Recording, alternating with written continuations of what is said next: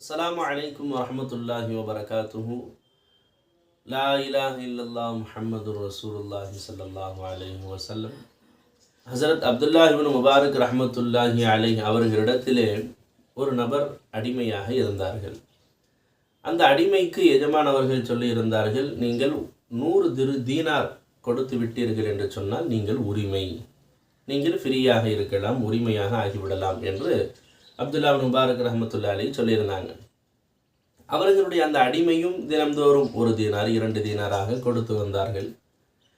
எஜமானுடைய பக்கத்து வீட்டுக்கார நபர் சொன்னார், உங்களுடைய அடிமை எவ்வாறு பணம் கொண்டு வந்து கொடுக்கிறார் என்று தெரியுமா?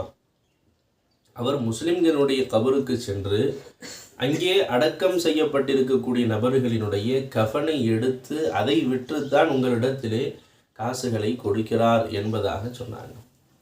அதை கேட்டவுடனே எஜமானவர்கள் அதிர்ச்சியாகி, சரி அவரை நாம் பின்னாடியே பின்தொடர்ந்து சென்று நாம் என்ன செய்கிறார் என்பதை நாமும் பார்ப்போம் என்பதாக அன்று இரவு அந்த அடிமைக்கு பின்னாலேயே எஜமானவர்களும் சென்றார்கள். அந்த முஸ்லிம்களை அடக்கம் செய்யப்படக்கூடிய கபிரிஸ்தானுக்கு போய் அங்கே தன்னுடைய ஆடைகளை எல்லாம் கலட்டி விட்டு ஒரு கோணி பையை அணிந்தார்.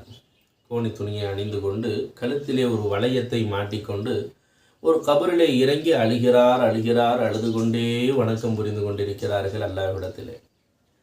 அன்றைய தினம் அதிகாலை பொழுது வரக்கூடிய சமயத்திலே சுபஹு நேரமும் வந்து விடுகிறது. பக்கத்திலே இருந்த பள்ளிவாசலிற்கு சென்று ஃபஜ்ர் தொழுகையும் தொழுது முடித்துவிட்டு அல்லாஹ்விடத்திலே மீண்டும் கையை உயர்த்தி துஆ செய்ய ஆரம்பித்தார்கள். ரப்பே, என்னுடைய இந்த உடலுக்கு எஜமானனாக இருக்கக்கூடிய அவருக்கு நான் இன்றைய கூலியை நான் கொடுக்க வேண்டும், நீ கருணை காட்டுவாயாக என்று அல்லாஹ்விடத்திலே அழுது மன்றாடி கொண்டிருந்தார்கள். திடீரென்று ஒரு மின்னலை போன்ற ஒரு ஒளி பிரகாசம் ஏற்பட்டது. அவர்களுடைய கையிலே 1 தீனார் ஒரு சில காசுகள் வந்தது. அதை பார்த்த அப்துல்லா பின் முபாரக் ரஹ்மத்துல்லாஹி அலைஹி அந்த அடிமையினுடைய அந்தஸ்து எந்த அளவிற்கு அல்லாஹ்விடத்தில் உயர்ந்தது என்பதை விளங்கி கொண்டார்கள். அந்த அடிமையும் அந்த காசை எடுத்துக்கொண்டு எஜமானை சந்திக்கலாம் என்று திரும்பி வரும் பொழுது உடனே பாய்ந்து சென்று அப்துல்லா பின் முபாரக் ரஹ்மத்துல்லாஹி அலைஹி சொன்னார்கள், இன்றிலிருந்து நான் உங்களினுடைய அடிமை, நீங்கள் தான் எனது எஜமான் என்பதாக சொன்னாங்க.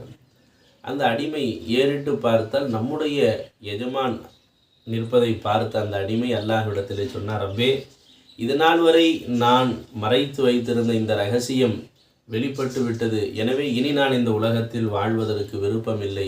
எனவே என் உயிரை நீ எடுத்துக்கொள்வாயாக என்பதாக அவர்கள் சொன்னார்கள். சொன்ன மறுகணமே அவர்கள் மூர்ச்சையாகி உயிரை இழந்து மரணமாகி விட்டார்கள். அதாவது அப்துல்லா பின் முபாரக் ரஹ்மத்துல்லாஹி அவர்களும் அந்த கோணி துணியை வைத்து அவர்களை என்ன செய்தார்கள், அடக்கம் செய்துவிட்டு வீட்டிற்கு வந்து விட்டார்கள். அன்று இரவு உறங்கும் பொழுதும் நாயகம் ஸல்லல்லாஹு அலைஹி வஸல்லம் கனவிலே வந்தார்கள். சஹாபாக்கள் எல்லாம் சுற்றி அமர்ந்திருக்கும் நிலையிலே பெருமானார் கனவிலே காட்சி அளித்தார்கள்.